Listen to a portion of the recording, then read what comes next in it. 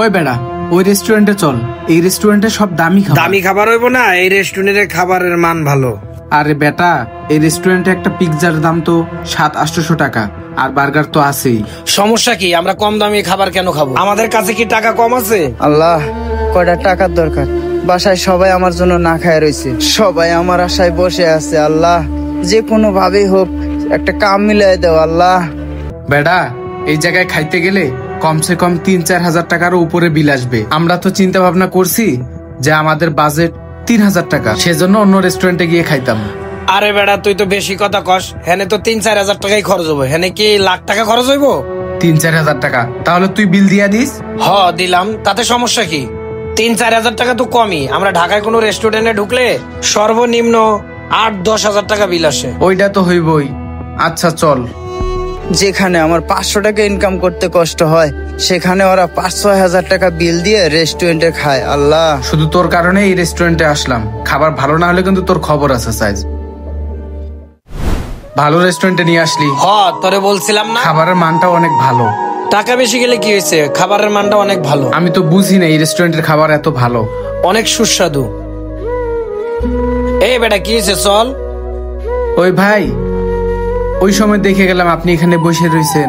আমরা ভিতরে গেলাম, ভিতর থেকে খেয়ে আসলাম, এখনো দেখি আপনি এই জায়গায় বসে রয়েছেন। কি কোনো সমস্যা? আমার জীবনটাই তো সমস্যা, ওদেরকে আমি কয়টা সমস্যার কথা বলবো এখন? ভাই, আপনি কি ক্ষুধার্ত? যদি কিছু খান তাহলে আমি আপনাকে এখান থেকে কিছু কিনে দিই। না ভাই, কিছু খামো না। তো এইখানে ক্ষুধার্ত অবস্থায় বসে রয়েছেন কেন? সকালে এক জায়গায় কামের উদ্দেশ্য বের হয়েছিলাম, সেই জায়গায় কামও নেই। পরে অন্য জায়গায় কাজ খুঁজলাম, সে জায়গায় কাম হইল না। তাহলে? আমার খুব চিন্তা, আমার পরিবার খুব ক্ষুধার্ত। আমি যদি কাম করে টাকা না নিয়ে যাই, আমার পরিবারে কি হইব? আমার পরিবার না খায় থাকতে হইব। ভাই, কত পান একদিন কাজ করে? একদিন যদি কাম করি ভাই, 500 টাকা পাই। হ্যাঁ, 500 টাকার জন্য মন খারাপ? এত চিন্তা? আর এই জন্যই আপনি এই জায়গায় বসে রয়েছেন? 500 টাকা কি ভাই মুখের ধারের কথা? 500 টাকা আমার কাছে অনেক কিছু।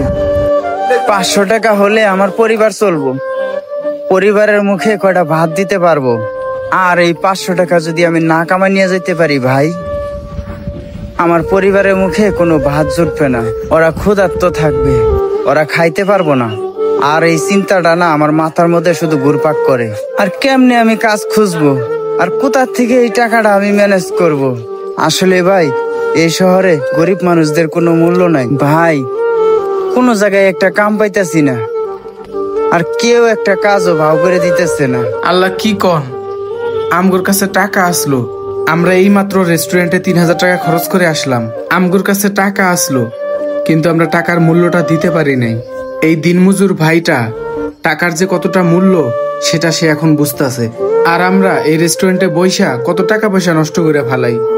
কি আর করার ভাই, আর একটু বসে দেখেন যদি কোনো কাজ কাম মিলাইতে পারেন। আমগুর কাছে আর টাকা পয়সা নাই, যা ছিল আমরা সব খায়া ফেলাইছি। যদি থাকতো তাহলে আমরা আপনাকে দিয়েই দিতাম। এই রবিউল ভাই, চলো।